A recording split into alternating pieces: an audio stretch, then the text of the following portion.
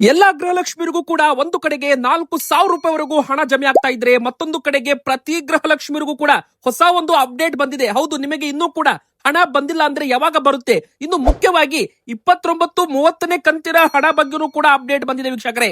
ಮತ್ತೆ ಆರೋಗ್ಯ ಸಚಿವರು ಈ ಒಂದು ಹೇಳಿಕೆ ಕೊಟ್ಟಿದ್ದಾರೆ. ನೀವೇ ನಿಮ್ಮ ಮನೆಯಲ್ಲಿ ಸೆಲ್ಫ್ ಲಾಕ್ ಡೌನ್ ಆಗಿ, ಅಂದ್ರೆ ಮನೆಯಲ್ಲೇ ಇರಿ ಅಂತಾನೂ ಕೂಡ ಒಂದು ಸಲಹೆ ಕೊಡಲಾಗಿದೆ ವೀಕ್ಷಕರೇ. ಕರ್ನಾಟಕ ರಾಜ್ಯಾದ್ಯಂತ ಜನರಿಗೆ ಒಂದು ಎಚ್ಚರಿಕೆಯ ಮಾಹಿತಿ ಅಂತಾನೆ ಹೇಳ್ಬೋದು. ಇನ್ನು ಮೂರನೇದಾಗಿ ಈ ಒಂದು ಬ್ಯಾಂಕ್ ಲೈಸೆನ್ಸ್ ಅನ್ನ ರದ್ದು ಮಾಡಲಾಗಿದೆ ವೀಕ್ಷಕರೇ.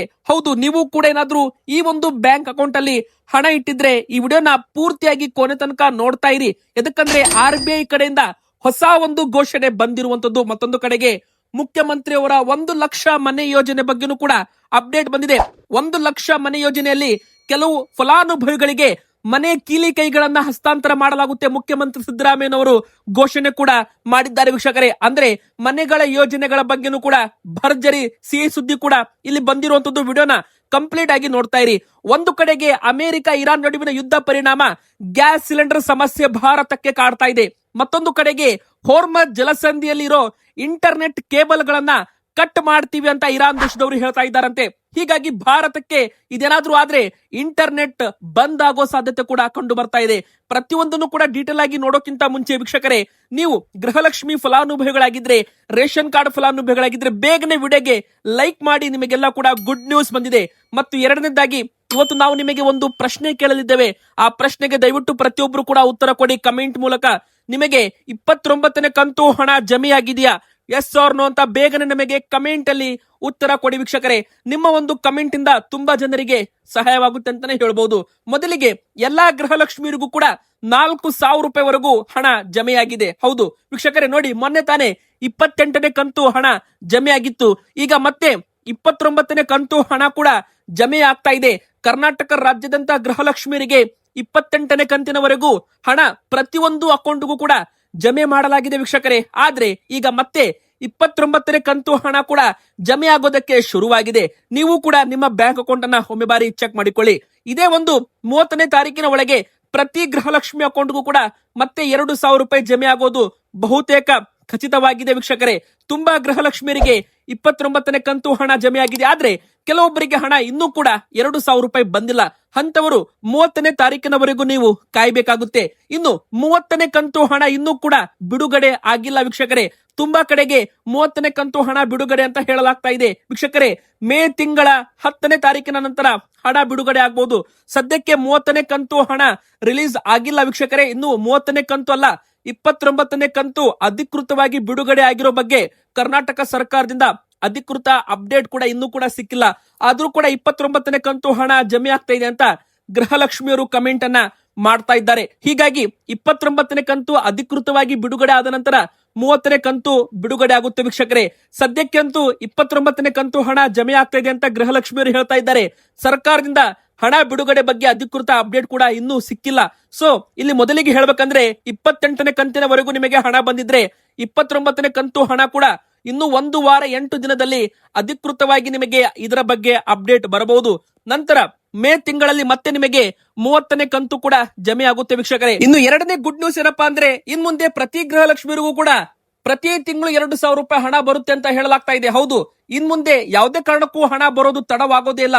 ಬಜೆಟ್ ನಲ್ಲಿ 28,608 ಕೋಟಿ ರೂಪಾಯಿ ಹಣವನ್ನ ಬಿಡುಗಡೆ ಮಾಡಲಾಗಿದ್ದು, ಪ್ರತಿ ತಿಂಗಳು ಕೂಡ ಗೃಹಲಕ್ಷ್ಮಿಯರಿಗೆ ಇನ್ ಮುಂದೆ ಯಾವುದೇ ಅಡಚಣೆ ಇಲ್ಲದೆ ಹಣವನ್ನ ಹಾಕ್ತೀವಿ ಅಂತ ಗೃಹಲಕ್ಷ್ಮಿಯರಿಗೆ ಒಂದು ಸಿಹಿ ಸುದ್ದಿ ಸಚಿವೆ ಲಕ್ಷ್ಮಿ ಹೆಬ್ಬಾಳ್ಕರ್ ಮೇಡಮ್ ಅವರು ಕೊಟ್ಟಿರುವಂತದ್ದು.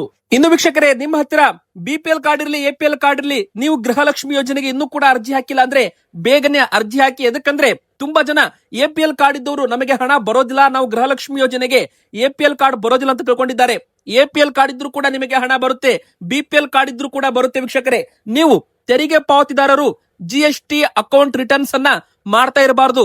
ನೀವೇನಾದ್ರೂ ತೆರಿಗೆ ಪಾವತಿದಾರರು GST ರಿಟರ್ನ್ಸ್ ಮಾಡ್ತಾ ಇದ್ರೆ ಅವಾಗ ಮಾತ್ರ ಈ ಒಂದು ಯೋಜನೆ ಮೂಲಕ ನೀವು ಅರ್ಜಿ ಹಾಕಬಾರ್ದು ಅಂತ ಹೇಳಲಾಗಿದೆ. ಅದಕ್ಕಂದ್ರೆ ಇವರನ್ನ ಬಿಟ್ಟು ಪ್ರತಿಯೊಬ್ಬರು ಕೂಡ ಈ ಒಂದು ಯೋಜನೆಗೆ ಅರ್ಹರಾಗಿರ್ತಾರೆ ಅಂತಾನೂ ಕೂಡ ಹೇಳಲಾಗಿದೆ. ರೇಷನ್ ಕಾರ್ಡ್ ಅಲ್ಲಿ ನಿಮ್ದು BPL ಕಾರ್ಡ್ ಇರಲಿ, APL ಕಾರ್ಡ್ ಇರಲಿ, ನಿಮ್ಮ ಹೆಸರು ಗೃಹಲಕ್ಷ್ಮಿಯರ ಹೆಸರು ಪಕ್ಕಾ ಇಲ್ಲಿ ಒಂದು ಯಜಮಾನಿ ಸ್ಥಾನದಲ್ಲಿ ಇರಬೇಕು. ಅಂದ್ರೆ ಯಜಮಾನಿ ಸ್ಥಾನದಲ್ಲಿ ಅಂದ್ರೆ ಮೇನ್ ಮುಖ್ಯಸ್ಥೆ ಸ್ಥಾನದಲ್ಲಿ ಮಹಿಳೆಯರ ಒಂದು ಹೆಸರು ಇರಬೇಕು.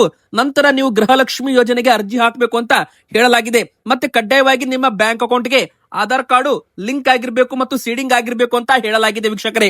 ಇನ್ನು ಎರಡನೇ ದೊಡ್ಡ ಬ್ರೇಕಿಂಗ್ ನ್ಯೂಸ್, ನೀವೇ ಮನೆಯಲ್ಲಿ ಲಾಕ್ ಡೌನ್ ಆಗಿ ಅಂತ ಆರೋಗ್ಯ ಸಚಿವರು ದಿನೇಶ್ ಗುಂಡೂರಾವ್ ಅವರು ಜನತೆಯಲ್ಲಿ ಮತ್ತೊಂದು ಮನವಿ ಮತ್ತು ಸಲಹೆಯನ್ನ ಮಾಡಿದ್ದಾರೆ. ಕರ್ನಾಟಕದಲ್ಲಿ ಮತ್ತೆ ಲಾಕ್ ಡೌನ್ ಎಂಬ ಪದ ಬಂದ್ರೆ ಜನರು ಗಾಬರಿ ಆಗ್ತಾರೆ.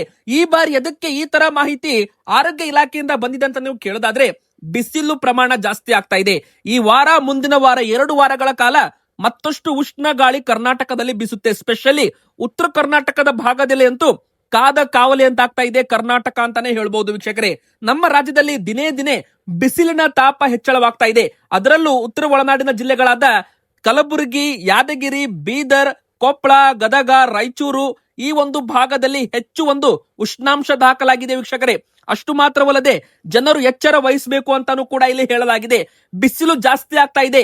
ನೀವೇ ಸೆಲ್ಫ್ ಲಾಕ್ ಡೌನ್ ಆಗಿ ಅಂದ್ರೆ ಮಧ್ಯಾಹ್ನ 11-12 ಗಂಟೆಯಿಂದ ಸಂಜೆ 4 ಗಂಟೆವರೆಗೂ ಅನಾವಶ್ಯಕವಾಗಿ ಮನೆಯಿಂದ ಹೊರಗಡೆ ಬರದಂತೆ ಸೆಲ್ಫ್ ಲಾಕ್ ಡೌನ್ ನೀವು ಆಗ್ಬಹುದು ಅಂತ ಒಂದು ಸಲಹೆ ಮತ್ತು ಒಂದು ಮನವಿಯನ್ನ ರಾಜ್ಯದ ಜನತೆಗೆ ಮಾಡಿಕೊಂಡಿದ್ದಾರೆ. ಅಷ್ಟು ಮಾತ್ರವಲ್ಲದೆ ಬಿಸಿಯ ತಾಪ ಹೆಚ್ಚುವ ಸಾಧ್ಯತೆಗಳು ಇರೋದ್ರಿಂದ ಮಧ್ಯಾಹ್ನದ ವೇಳೆ ಜನರು ಹೊರಗಡೆ ಬಾರದಂತೆ ಸೆಲ್ಫ್ ಲಾಕ್ ಡೌನ್ ಮಾಡ್ಕೊಳ್ಬೇಕು ಅಂತ ಆರೋಗ್ಯ ಸಚಿವರು ದಿನೇಶ್ ಗುಂಡೂರಾವ್ ಅವರು ಜನತೆಯಲ್ಲಿ ಮನವಿ ಮಾಡಿದ್ದಾರೆ ಅಂತ ಹೇಳಲಾಗಿದೆ. ಮತ್ತು ಜಿಲ್ಲಾಸ್ಪತ್ರೆಗಳಲ್ಲಿ ಪ್ರತ್ಯೇಕ ಬೆಡ್ ಅಂದ್ರೆ ಬಿಸಿಲಿನ ತಾಪದಿಂದ ಸನ್ ಸ್ಟ್ರೋಕ್ ಪ್ರಕರಣಗಳು ಹೆಚ್ಚಾಗುತ್ತಿರೋ ಹಿನ್ನೆಲೆ ಆರೋಗ್ಯ ಇಲಾಖೆ ಹೈ ಅಲರ್ಟ್ ಕೂಡ ಘೋಷಣೆ ಇಲ್ಲಿ ಮಾಡಿರುವಂತದ್ದು. ಇದು ಕೂಡ ಒಂದು ಇಂಪಾರ್ಟೆಂಟ್ ಅಪ್ಡೇಟ್ ಆಗಿದೆ ವೀಕ್ಷಕರೇ. ಇನ್ನು ಮೂರನೇದಾಗಿ 1 ಲಕ್ಷ ಮನೆ ಯೋಜನೆಗಳ ಶೀಘ್ರದಲ್ಲೇ 1 ಲಕ್ಷ ಮನೆ ಸ್ಕೀಮ್ ನಲ್ಲಿ ಕೀಲಿ ವಿತರಣೆ, ಮನೆಯ ಕೀಲಿ ಕೈಯನ್ನ ವಿತರಣೆ ಮಾಡಲಾಗುತ್ತೆ ಅಂತ ಹೇಳಲಾಗಿದೆ. ಈಗಾಗಲೇ ನಿಮಗೆ ಗೊತ್ತಿರೋ ಹಾಗೆ ಮುಖ್ಯಮಂತ್ರಿಗಳ 1 ಲಕ್ಷ ಬಹುಮಹಡಿ ಬೆಂಗಳೂರು ಮನೆ ಯೋಜನೆ ಅಡಿಯಲ್ಲಿ ಮನೆ ಪಡೆಯಲು ಸಂಕಷ್ಟ ಎದುರಿಸಿದ್ದ ಫಲಾನುಭವಿಗಳಿಗೆ ಮನೆಗಳ ಕೀಲಿ ಹಸ್ತಾಂತರಿಸಲು ರಾಜೀವ್ ಗಾಂಧಿ ವಸತಿ ನಿಗಮ ಸಮ್ಮತಿ ಸೂಚಿಸಿದೆ. ನೀವು ಕೂಡ ಯಾರಾದ್ರೂ ಈ ಒಂದು ಯೋಜನೆಯಡಿಯಲ್ಲಿ ಹೆಸರನ್ನು ನೋಂದಾಯಿಸಿಕೊಂಡು ಮನೆಗಳನ್ನ ಪಡೆದುಕೊಂಡಿದ್ರೆ ಇನ್ನು ಕೆಲವೇ ದಿನಗಳಲ್ಲಿ ನಿಮ್ಮ ಕೈಗೆ ಮನೆ ಕೀಲಿ ಕೈ ಕೂಡ ಸಿಗಲಿದೆ ವೀಕ್ಷಕರೇ. ಶುಕ್ರವಾರ ಕೆಆರ್ಎಸ್ ಪಕ್ಷದ ಪ್ರತಿನಿಧಿಗಳ ನಿಯೋಗ ನೂರಾರು ಫಲಾನುಭವಿಗಳೊಂದಿಗೆ ರಾಜೀವ್ ಗಾಂಧಿ ವಸತಿ ನಿಗಮದ ಕಚೇರಿಗೆ ಭೇಟಿ ನೀಡಿ ಅಧಿಕಾರಿಗಳೊಂದಿಗೆ ಸುದೀರ್ಘ ಚರ್ಚೆ ಕೂಡ ಮಾಡಿದ್ದಾರೆ. ಈ ವೇಳೆ ನಿರ್ದೇಶಕರು ಫಲಾನುಭವಿಗಳಿಗೆ ಬೇಡಿಕೆಗಳಿಗೆ ಸಕಾರಾತ್ಮಕವಾಗಿ ಸ್ಪಂದಿಸಿ ಈಗಾಗಲೇ ನೋಂದಣಿ ಪ್ರಕ್ರಿಯೆ ಪೂರ್ಣಗೊಳಿಸಿ ಸ್ವಾಧೀನ ಪತ್ರ ಪಡೆದಿರುವವರಿಗೆ ಮಾತ್ರ ತಕ್ಷಣವೇ ಮನೆಗಳ ಕೀಲಿ ಹಸ್ತಾಂತರಿಸುವ ಭರವಸೆಯನ್ನ ನೀಡಿದ್ದಾರೆ. ವೀಕ್ಷಕರೇ, ನೀವು ಕೂಡ ಈಗಾಗಲೇ ರಾಜೀವ್ ಗಾಂಧಿ ವಸತಿ ಯೋಜನೆ ಆಗಿರಬಹುದು, ಮುಖ್ಯಮಂತ್ರಿ 1 ಲಕ್ಷ ಮನೆ ಯೋಜನೆಯಲ್ಲಿ ಬೆಂಗಳೂರು ಯೋಜನೆಯಡಿಯಲ್ಲಿ ನೀವೇನಾದ್ರೂ ಅರ್ಜಿಯನ್ನ ಹಾಕಿದ್ರೆ ಇನ್ನು ಕೆಲವೇ ದಿನಗಳಲ್ಲಿ ನಿಮ್ಮ ಮನೆ ಕೀಲಿ ಕೈ ಸರ್ಕಾರದಿಂದ ನಿಮ್ಮ ಕೈಗೆ ಹಸ್ತಾಂತರ ಮಾಡಲಾಗುತ್ತೆ ಅಂತಾನೂ ಕೂಡ ಹೇಳಲಾಗಿದೆ ವೀಕ್ಷಕರೇ. ಮತ್ತೆ ಮುಂದಿನ 15 ದಿನಗಳ ಒಳಗಾಗಿ ಎಲ್ಲಾ ಬ್ಲಾಕ್ಗಳಲ್ಲಿ ಕುಡಿಯುವ ನೀರು ಮತ್ತು ವಿದ್ಯುತ್ ಸಂಪರ್ಕ ಕೂಡ ಕಲ್ಪಿಸುವುದಾಗಿ ನಿಗಮ ಸ್ಪಷ್ಟವಾಗಿ ಹೇಳಿರುವಂತದ್ದು. ಮತ್ತೆ ಇದರ ಬಗ್ಗೆ ನಿಮಗೆ ಹೆಚ್ಚು ಅಪ್ಡೇಟ್ ಬೇಕಂದ್ರೆ ನೀವು ಮನೆ ಯೋಜನೆ ಅಂತ ಕಮೆಂಟ್ ಮಾಡಿ. ಮುಂದಿನ ಬರೋ ದಿನಗಳಲ್ಲಿ ಬಸವ ವಸತಿ ಯೋಜನೆ ಆಗಿರ್ಬೋದು, ಆವಾಸ್ ವಸತಿ ಯೋಜನೆ ಆಗಿರ್ಬೋದು, ರಾಜೀವ್ ಗಾಂಧಿ ವಸತಿ ಯೋಜನೆ ಆಗಿರ್ಬೋದು, ಇದ್ರ ಬಗ್ಗೆ ಕಂಪ್ಲೀಟ್ ಅಪ್ಡೇಟ್ ನಿಮಗೆ ಮುಂದಿನ ಬರೋ ವಿಡಿಯೋದಲ್ಲಿ ನಾವು ಕೊಡಲಿದ್ದೇವೆ. ಮತ್ತೆ ಸರ್ಕಾರದಿಂದ ಮನೆ ಯೋಜನೆ ಮೂಲಕ ಸಬ್ಸಿಡಿ ಹಣ ಕೂಡ ನಿಮಗೆ ಸಿಗುತ್ತೆ, ಅದು ಕೂಡ ನಾವು ನಿಮಗೆ ಹೇಳಲಿದ್ದೇವೆ. ಬಡ್ಡಿ ಸಬ್ಸಿಡಿ ಯಾವ ತರ ಪಡ್ಕೋಬಹುದು ಪ್ರಧಾನಮಂತ್ರಿ ಆವಾಸ್ ಯೋಜನೆ 2.0 ಅಡಿಯಲ್ಲಿ ಅದನ್ನು ಕೂಡ ನಾವು ನಿಮಗೆ ಮಾಹಿತಿ ಕೊಡಲಿದ್ದೇವೆ ವೀಕ್ಷಕರೇ. ಈಗ ಮೂರನೇ ದೊಡ್ಡ ಬ್ರೇಕಿಂಗ್ ನ್ಯೂಸ್ ಏನಪ್ಪಾ ಅಂದ್ರೆ ಪೇಟಿಎಂ ಪೇಮೆಂಟ್ ಬ್ಯಾಂಕ್ ಲೈಸೆನ್ಸ್ ಅನ್ನ ರದ್ದು ಮಾಡಲಾಗಿದೆ ವೀಕ್ಷಕರೇ. ನೀವು ಕೂಡ ಪೇಟಿಎಂ ಬ್ಯಾಂಕ್ ಅಕೌಂಟ್ ಅಲ್ಲಿ ಹಣ ಇಟ್ಟಿದ್ರೆ ಎಚ್ಚರ ಅಂತಾನೆ ಹೇಳ್ಬಹುದು. ಎದಕ್ಕಂದ್ರೆ ಪೇಟಿಎಂ ಪೇಮೆಂಟ್ಸ್ ಬ್ಯಾಂಕ್ ನ ಬ್ಯಾಂಕಿಂಗ್ ಪರವಾನಗಿಯನ್ನ ಅಂದ್ರೆ ಲೈಸೆನ್ಸ್ ಭಾರತೀಯ ರಿಸರ್ವ್ ಬ್ಯಾಂಕ್ ಅಂದ್ರೆ RBI ಶುಕ್ರವಾರ ರದ್ದು ಮಾಡಿದೆ, ಕ್ಯಾನ್ಸಲ್ ಮಾಡಿದೆ ಅಂತ ಘೋಷಣೆ ಮಾಡಲಾಗಿದೆ. ಬ್ಯಾಂಕ್ ನಿರ್ವಹಣೆಯ ಸಾಮಾನ್ಯ ಸ್ವರೂಪವು ಠೇವಣಿದಾರರು ಹಾಗೂ ಸಾರ್ವಜನಿಕ ಹಿತಾಸಕ್ತಿಗೆ ವಿರುದ್ಧವಾಗಿದೆ ಅಂತ ವ್ಯವಹಾರಗಳು ಬ್ಯಾಂಕ್ ಮತ್ತು ಅದರ ಠೇವಣಿದಾರರ ಹಿತಾಸಕ್ತಿಗೆ ಹಾನಿಯಾಗುವ ರೀತಿಯಲ್ಲಿ ನಡೆದಿವೆ. ಹೀಗಾಗಿ ಪೇಟಿಎಂ ಪಾವತಿ ಬ್ಯಾಂಕ್ ಯಾವುದೇ ಬ್ಯಾಂಕಿಂಗ್ ವ್ಯವಹಾರವನ್ನ ನಡೆಸುವುದನ್ನ ಭಾರತದಲ್ಲಿ ನಿಷೇಧ ಮಾಡಲಾಗಿದೆ ಅಂತ ಹೇಳಲಾಗಿದೆ ವೀಕ್ಷಕರೇ. ಅಲ್ಲದೆ ಬ್ಯಾಂಕ್ ಅನ್ನ ಮುಚ್ಚಲು ಹೈಕೋರ್ಟ್ಗೆ ಅರ್ಜಿಯನ್ನು ಕೂಡ ಹಾಕ್ತೀವಿ ಅಂತ RBI ಇಲ್ಲಿ ಹೇಳಿರುವಂತದ್ದು. ನೋಡಿ, ನೀವು ಕೂಡ ಏನಾದ್ರೂ ಪೇಟಿಎಂ ಬ್ಯಾಂಕ್ ಅನ್ನ ಬಳಸ್ತಾ ಇದ್ರೆ ಅದರಲ್ಲಿ ಹಣ ಇಟ್ಟಿದ್ರೆ ಇದು ನಿಮಗೆ ಇಂಪಾರ್ಟೆಂಟ್ ಅಪ್ಡೇಟ್ ಅಂತ ಹೇಳ್ಬೋದು. ಇನ್ನು ಮುಖ್ಯವಾಗಿ ಪೇಟಿಎಂ ಅಪ್ಲಿಕೇಶನ್ ವರ್ಕ್ ಆಗುತ್ತೆ. ನೀವು ಪೇಟಿಎಂ ಅನ್ನ ಫೋನ್ ಪೇ, ಗೂಗಲ್ ಪೇ ತರ ವರ್ಕ್ ಮಾಡಬಹುದು, ಅಂದ್ರೆ ಹಣ ಕಳಿಸೋದಕ್ಕೆ, ಹಣ ಇಸ್ಕೊಳ್ಳೋದಕ್ಕೆ ಯೂಸ್ ಮಾಡಬಹುದು. ಆದ್ರೆ ಪೇಟಿಎಂ ಬ್ಯಾಂಕ್ ನಲ್ಲಿ ಹಣ ಇನ್ಮುಂದೆ ಇಡುವಂತಿಲ್ಲ ಅಂತ ಹೇಳಲಾಗ್ತಾ ಇದೆ. ಯಾಕಂದ್ರೆ ಪೇಟಿಎಂ ಬ್ಯಾಂಕ್ಗೆ ಇದ್ದ ಒಂದು ಲೈಸೆನ್ಸ್ ಅನ್ನ ರದ್ದು ಮಾಡಲಾಗಿದೆ ಭಾರತದಲ್ಲಿ. ಸಾರ್ವಜನಿಕ ಹಿತಕ್ಕೆ ವಿರುದ್ಧ ಕೆಲಸ ಮಾಡಿದೆ ಪೇಟಿಎಂ ಕಂಪನಿ. ಹೀಗಾಗಿ RBI ಈ ಒಂದು ಕ್ರಮ ತೆಗೆದುಕೊಂಡಿದೆ ಅಂತಾನೂ ಕೂಡ ಹೇಳಲಾಗಿದೆ ವೀಕ್ಷಕರೇ. ನೀವು ಇನ್ ಮುಂದೆ ಪೇಟಿಎಂ ಅನ್ನ ಬ್ಯಾಂಕ್ ಬದಲಾಗಿ ಫೋನ್ ಪೇ, ಗೂಗಲ್ ಪೇ ತರ ಹಣ ಕಳಿಸೋದಕ್ಕೆ, ರಿಸೀವ್ ಮಾಡ್ಕೊಳ್ಳೋದಕ್ಕೆ ಬಳಕೆ ಮಾಡಬಹುದು. ಇನ್ನು ಪೇಟಿಎಂ ಸ್ಕ್ಯಾನರ್ ಬಳಕೆ ಮಾಡ್ತಾ ಇದ್ರು ಕೂಡ ಏನು ತೊಂದರೆ ಇಲ್ಲ. ಆದ್ರೆ ಪೇಟಿಎಂ ನಲ್ಲಿ ಹಣ ಇಡೋದು ಮಾತ್ರ ಇನ್ ಮುಂದೆ ಸಾಧ್ಯವಾಗೋದಿಲ್ಲ ಅಂತ ಹೇಳಲಾಗಿದೆ. ಇನ್ನು ಹಣ ಇಟ್ಟಿದ್ರೆ ಅದು ನಿಮ್ಮ ಅಕೌಂಟ್ಗೆ ವಾಪಸ್ ಬರುತ್ತೆ ಅಂತ ಕೂಡ ಹೇಳಲಾಗ್ತಾ ಇದೆ ವೀಕ್ಷಕರೇ. ಇನ್ನು ಕೊನೆಯದಾಗಿ ಅಮೆರಿಕ ಇರಾನ್ ನಡುವಿನ ಯುದ್ಧ ಪರಿಣಾಮ ಭಾರತದಲ್ಲಿ ಕಚ್ಚಾ ತೈಲ ಬೆಲೆ ಏರಿಕೆ ಆಗಿರ್ಬೋದು, ಮತ್ತೊಂದು ಕಡೆಗೆ ಅಡುಗೆ ಅನಿಲ ಸಪ್ಲೈ ಶಾರ್ಟೇಜ್ ಅಂದ್ರೆ ಗ್ಯಾಸ್ ಸಿಲಿಂಡರ್ ಸಮಸ್ಯೆ ಕೂಡ ನಮಗೀಗ ಕಾಡ್ತಾ ಇದೆ.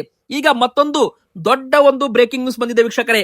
ಹೋರ್ಮಜ್ ಜಲಸಂಧಿಯಲ್ಲಿ ಇಂಟರ್ನೆಟ್ ಕೇಬಲ್ ಕೂಡ ಇದೆ. ಹೌದು, ಈ ಒಂದು ಸಂಧಿಯಲ್ಲಿ ಉದ್ವಿಗ್ನತೆ ಪರಿಸ್ಥಿತಿ ಏನಾದ್ರೂ ಈ ಒಂದು ಭಾಗದಲ್ಲಿ ಬಾಂಬ್ ಸಿಡಿದಿದ್ರೆ ಅಲ್ಲಿರುವ ಇಂಟರ್ನೆಟ್ ವೈರ್ಗಳು ಕಟ್ ಆದ್ರೆ ಭಾರತಕ್ಕೆ ಬರ್ತಾ ಇದ್ದ 60% ಇಂಟರ್ನೆಟ್ ಡೇಟಾ ಕೂಡ ಕಟ್ ಆಗುತ್ತೆ ವೀಕ್ಷಕರೇ. ಹೌದು, ನಿಮಗೆಲ್ಲ ಗೊತ್ತಿರೋ ಹಾಗೆ ಮೇಲ್ಗಡೆ ಸ್ಯಾಟಲೈಟ್ ಇಂದ ಇಂಟರ್ನೆಟ್ ಬರುತ್ತೆ ಅಂತ ನೀವೆಲ್ಲ ತಿಳ್ಕೊಂಡಿದ್ದೀರಾ. ಆದ್ರೆ ಜಗತ್ತಿನ ಅರ್ಧ ಇಂಟರ್ನೆಟ್ ಹೋರ್ಮಜ್ ಜಲಸಂಧಿ ಮೂಲಕ ಕೇಬಲ್ ಮೂಲಕ ಒಳಗಡೆ ಹಾಸಿ ಬರುತ್ತೆ. ಅಂದ್ರೆ ಸಮುದ್ರದ ಅಂತರಾಳದಲ್ಲಿ ಒಂದು ಇಂಟರ್ನೆಟ್ ಕೇಬಲ್ ಇರುತ್ತೆ.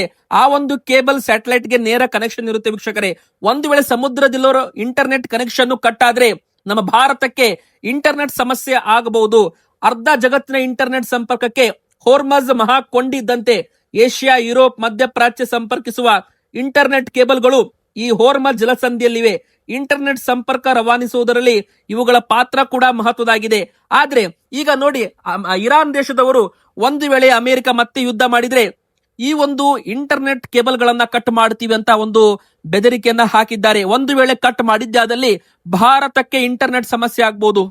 ಹೋರ್ಮಜ್ ಅಡಿಯಲ್ಲಿರೋ ಹಾದು ಹೋಗಿರೋ ನೆಟ್ ಕೇಬಲ್ ಗಳನ್ನ ಇರಾನ್ ನಾಶ ಮಾಡಬಹುದು ಅಂತ ಹೇಳಿವೆ. ಇದರಿಂದಾಗಿ ಭಾರತದಲ್ಲಿ ಭಾರಿ ಇಂಟರ್ನೆಟ್ ಸಮಸ್ಯೆ ಉದ್ಭವಿಸಬಹುದು. ಜಗತ್ತಿನ ಬಹುತೇಕ ಪ್ರದೇಶಗಳಲ್ಲೂ ಈ ಅಂತರ್ಜಾಲ ಕೇಬಲ್ಗೆ ಹಾನಿ ಆದ್ರೆ ದೊಡ್ಡ ನಷ್ಟವೇ ಆಗಲಿದೆ ಅಂತಾನೂ ಕೂಡ ಹೇಳಲಾಗಿದೆ. ಹೀಗಾಗಿ ಗ್ಯಾಸ್ ಸಿಲಿಂಡರ್ ಸಮಸ್ಯೆ ಇಷ್ಟು ದಿನ ಆಗ್ತಾ ಇತ್ತು. ಒಂದು ವೇಳೆ ಕೇಬಲ್ ಕಟ್ ಆದ್ರೆ ಬಳಸೋದಕ್ಕೆ ಇಂಟರ್ನೆಟ್ ಸಮಸ್ಯೆ ಕೂಡ ಆಗ್ಬಹುದು ಅಂತ ಹೇಳಲಾಗ್ತಾ ಇದೆ. ಇದ್ರ ಬಗ್ಗೆ ನಿಮ್ಮ ಮನಸ್ಸಿಗೆ ಕಮೆಂಟ್ ಮಾಡಿ. ವಿಡಿಯೋಗೆ ಲೈಕ್ ಮಾಡಿಲ್ಲ ಅಂದ್ರೆ ಬೇಗನೆ ಲೈಕ್ ಮಾಡಿ. ಚಾನಲ್ಗೆ ಸಬ್ಸ್ಕ್ರೈಬ್ ಆಗಿಲ್ಲ ಅಂದ್ರೆ ದಯವಿಟ್ಟು ಸಬ್ಸ್ಕ್ರೈಬ್ ಆಗಿ.